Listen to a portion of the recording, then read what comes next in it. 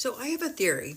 Well, it's not really a theory, it's just a bunch of observations that might mean something. And I'm not saying this to idolize Gen X or pretend that they're more special than anyone else, but I do think that Generation X is a bridge generation, like the hinge point where the old human templates stopped fitting and the new ones started forming. Before Gen X, you had the silent generation, the early boomers, the late boomers, all of whom were raised inside one very coherent cultural story. Traditional families, predictable life paths, clear societal roles, and not of emotion, a lot of emotional bandwidth for anything outside the norm. Then Gen X arrives and suddenly the wiring starts to look a little different. You start seeing higher sensitivity, more pattern recognition, much higher independence, more emotional bandwidth, less trust in authority, more internal orientation, and honestly, the earliest faint traces of what later got pathologized as neurodivergent traits. Not autism, not ADHD, not clinical presentations, just kids whose nervous systems didn't slot neatly into the old neurotypical mold. And you see it across an entire cohort. Gen X is where the tight template of what a normal human was supposed to be begins to crack. And the cultural context made it even more extreme. They were the first generation raised largely in non-traditional family structures.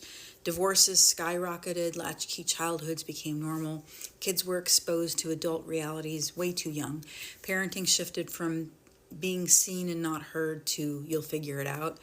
So they grew up emotionally self-contained, independent before they were ready, and hyper-attuned to the world in ways that didn't have language yet. And then right after Gen X, we see huge spikes in neurodivergent identification in millennials and in Gen Z.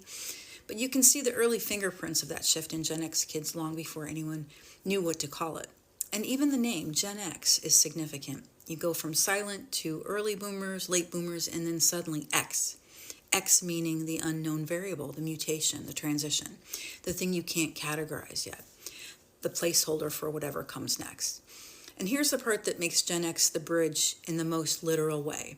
They are the last generation with a fully analog childhood and the first generation with a fully digital adulthood. Gen X didn't grow up with computers or smartphones. They weren't educated on screens. Their nervous systems were shaped in a world with silence, boredom, privacy, and physical community. But then during adulthood, they had to absorb computers, the internet, email, smartphones, social networks, and now AI. And they had to learn an entirely new reality after their identities had already formed. That makes them fluent in something no other generation is fluent in. They can remember life before the digital world and they can operate inside the digital world. That dual fluency is the literal definition of a bridge.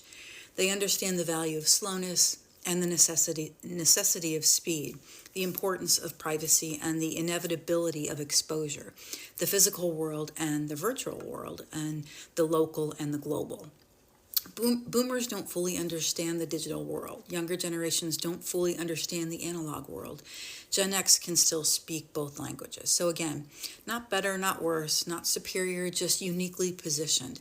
A hinge point in human development.